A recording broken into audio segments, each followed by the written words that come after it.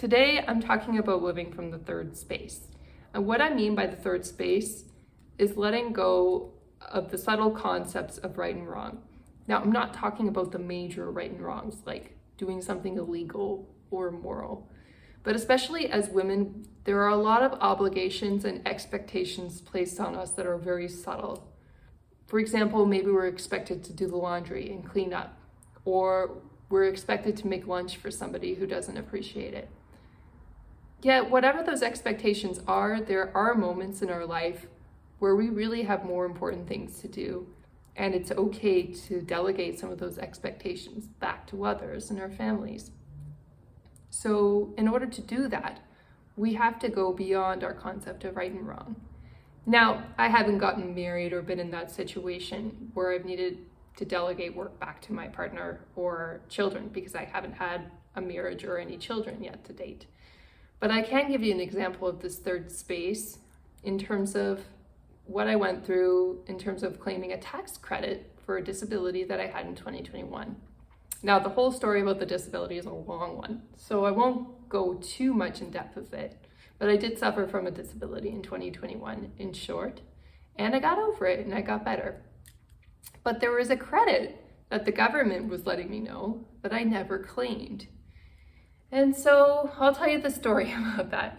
It's a bit of a long one, so feel free to get a hot drink and some popcorn to listen to my journey with the government and the medical system. But it's a good story, and it's a good illustration of this point about living in the third space beyond right and wrong, and you'll see why in a minute. So I'm looking at my tax account online, and it says, you have an unclaimed disability credit. You need to go see your doctor and get some signatures and fill out this online form, and if he agrees, we'll give you more credits to say that you were disabled in 2021 retroactively, and we'll give you a tax credit for that. And I thought, that's awesome, great. So I look into it and I find this form online that the doctor needs to fill out.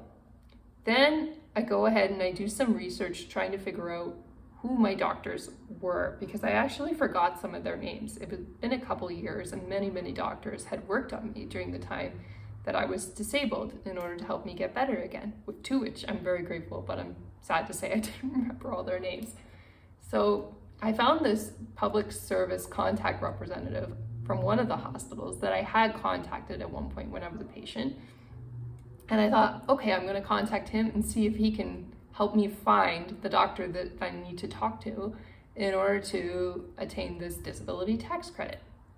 So I did get in touch with him. He was great. He got in touch with me and he gave me the names, emails, and phone numbers of a few different doctors who worked on me. So the first doctor that I called, it was one of the first doctors who had worked on me.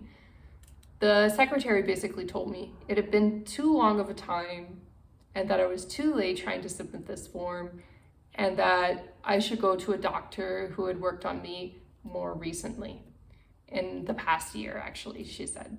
And it had been over a year since I'd had my last appointment with my doctor who said that I was cured of this illness that had caused my disability. So I was a little concerned, but I knew that there was another doctor who had worked on me more recently. So I thought I would try his office. So I tried again, and again the secretary said it had been too long, that I needed to claim this disability credit right away after I'd gotten out of hospital. By the way, it's a really big process when you're disabled, trying to figure everything out and get your medical payments sorted and everything.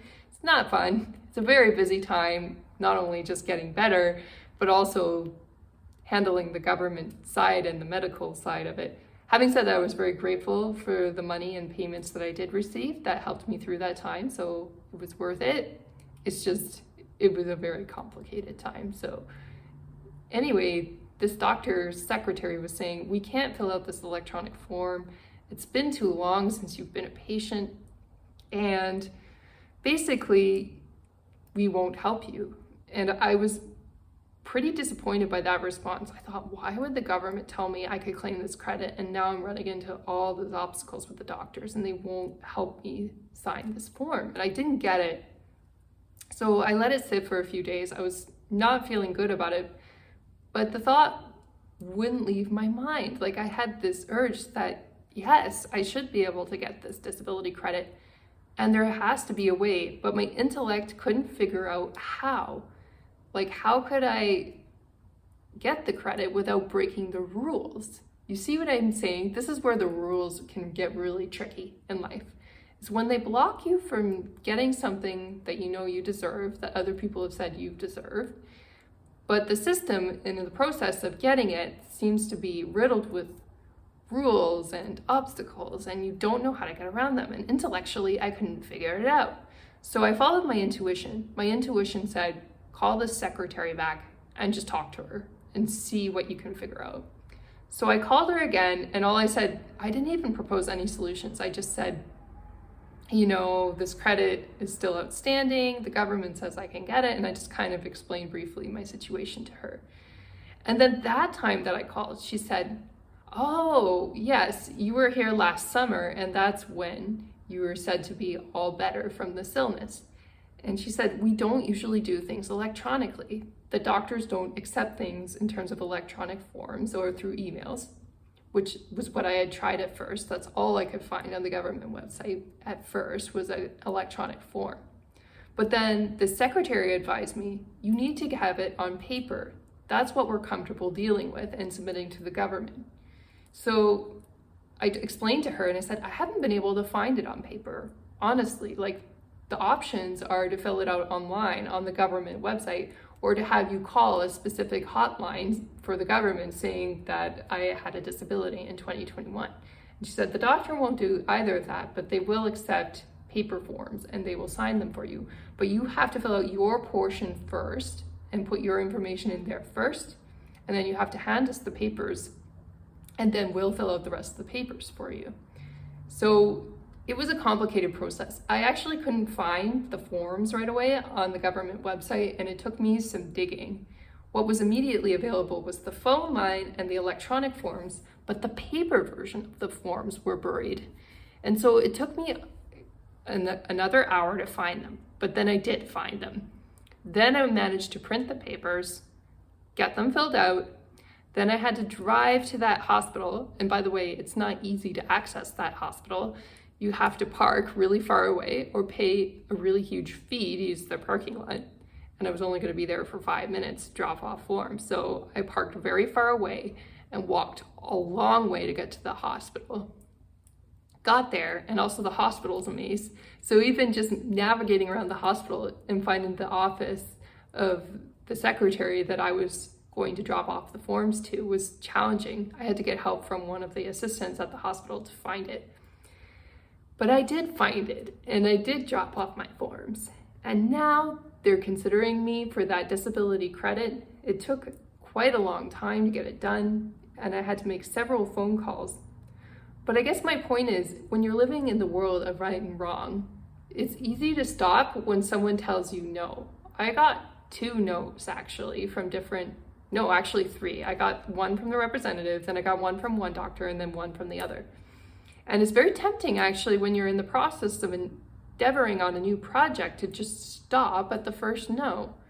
But if you live from the third space, even if somebody tells you what you're doing is against the norms or against the rules, if you feel it in your gut that what you're doing is a good thing that you're doing, you should keep going.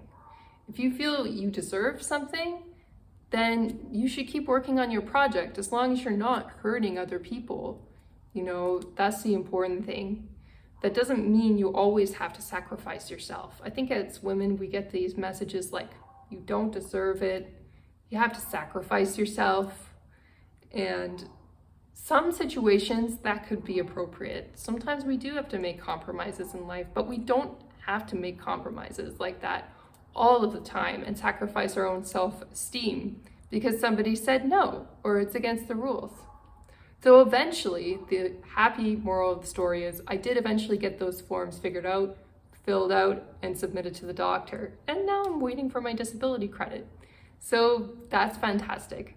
So in life, when we're trying to manifest something that we want, the moral of the story is sometimes we have to live from a third space, and we can't be dismayed if somebody says no or even if we get a couple of no's at the beginning, you have to keep going and keep trying for your goals, dreams, and ambitions in life. And this is just a small example.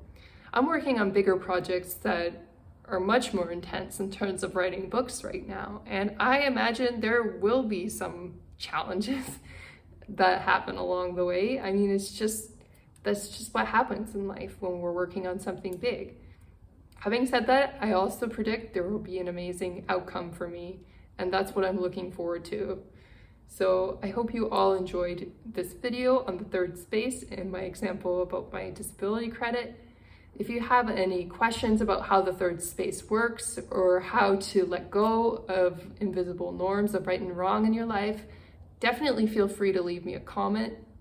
If you like this video, please press like, and don't forget to hit subscribe if you want to see more advice from me. I hope you're all having an amazing week, and take care. Bye now.